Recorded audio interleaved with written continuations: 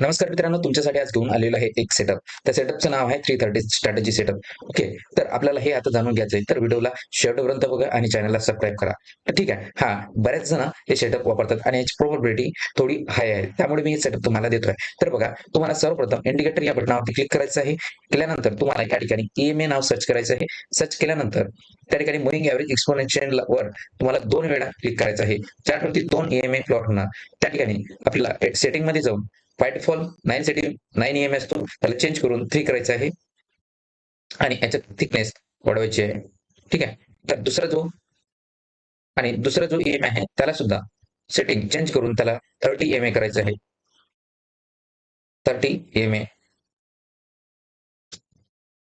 त्याचा colour change करून red केलंय. आता हे दोन्ही ईएमए आपल्या चार्टवरती प्लॉट झालेले आहे.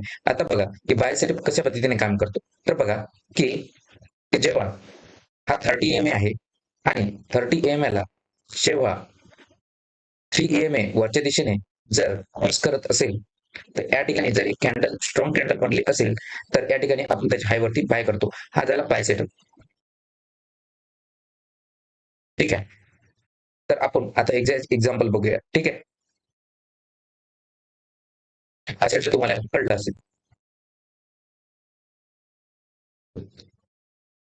तर बघा की या ठिकाणी बघा गॅप अप ओपन दिलेला आहे आणि या ठिकाणी 30 ईएमए ला 3 ईएमए ने काय केलेलं आहे, क्रॉस केलेला आहे आणि त्या ठिकाणी आपल्याला बघायला मिळते की या ठिकाणी ट्रेड वरती गेलेला दिसून येतोय. ठीक आहे. त्यानंतर बघा या ठिकाणी गेलेला आहे, परंतु यात हाय क्रॉस झालेला नाही आहे. ठीक आहे. या ठिकाणी बघा एक स्ट्रॉंग कॅन्डल बनली आणि एक छोटा आपल्याला या ठिकाणी ट्रेड बघायला मिळतोय. ठीक आहे.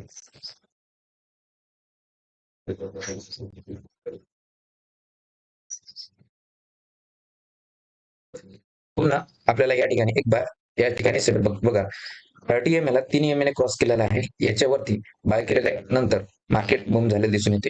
पुन्हा या ठिकाणी बघा 3 ईएमए ला 30 ईएमए ने क्रॉस केला आहे आणि यानंतर मार्केटने त्या ठिकाणी आपल्याला ट्रेड दिलेला आहे. हे आपल्या लक्षात आलेलं असेल. त्या पद्धतीने हा बाय सेटअप आपल्याला वापरायचा आहे. बरेचदा काय होते, जर तुम्ही छोटा टाइम फ्रेम वापरला, त्या ठिकाणी बऱ्याचदा क्रॉसओव्हर जास्त असतं. त्यामुळे आपल्याला हाय प्रोबॅबिलिटी ट्रेड मिळत नाही. आपल्याला टाइम फ्रेम 5 किंवा 10 किंवा 15 या ठिकाणचा आपण टाइम फ्रेम वापरू शकतो आणि कुठलीही बँक निफ्टी किंवा सेन्सेक्समध्ये या ठिकाणी आपण वापरू शकतो. तर बघा या ठिकाणी क्रॉसओव्हर दिलेला आहे, परंतु याचा हाय क्रॉस न झाल्याच्या कारणाने आपण या ठिकाणी एंट्री आपण घेतली नाही. आपल्याला एंट्री वरच्या दिशेने पाहिजे. म्हणजे या ठिकाणी जर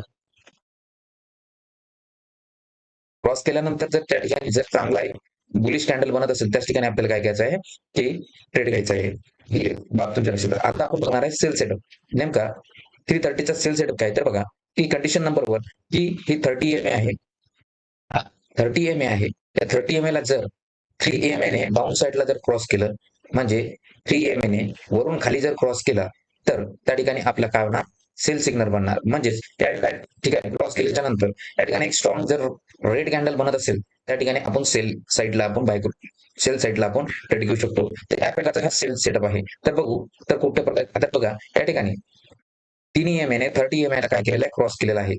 क्रॉस केल्यानंतर एक स्ट्रॉंग कॅन्डल बनली. स्ट्रॉंग कॅन्डल बनल्याच्या नंतर बघा एक चांगला ट्रेड या ठिकाणी मिळायला दिसून येतो बघा. ठीक आहे. तर हा ठिकाणी बघा की या कॅन्डलवरती आपल्याला ट्रेड मिळायला दिसून येतो बघा की 3 ईएमए ने 30 ईएमए ला क्रॉस केल्यानंतर आपल्याला एक चांगला ट्रेड बघायला मिळालेला दिसून येतोय. ठीक आहे. त्या प्रकारचा सेटअप आहे हा.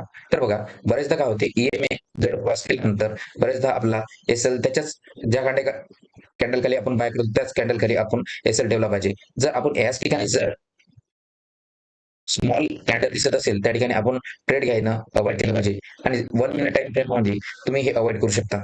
1 मिनिट पेक्षा तुम्ही हायर टाइम फ्रेम वापरू शकता. त्यामध्ये तुम्हाला ट्रेड क्वालिटी हे चांगली मिळेल. हा अशा प्रकारचा ट्रेड होता. तुम्ही याला वारंवार बॅक टेस्ट करा आणि याची तुम्ही अॅक्युरसी टेस्ट करू शकता. तर हा आजचा आपला 330 ईएमएचा एक सेटअप होता. जर तुम्हाला समजला असेल, आणखी कुठला जर सेटअप तुम्हाला जर समजून घ्यायचा असेल, तर कमेंटमध्ये टाइप करा.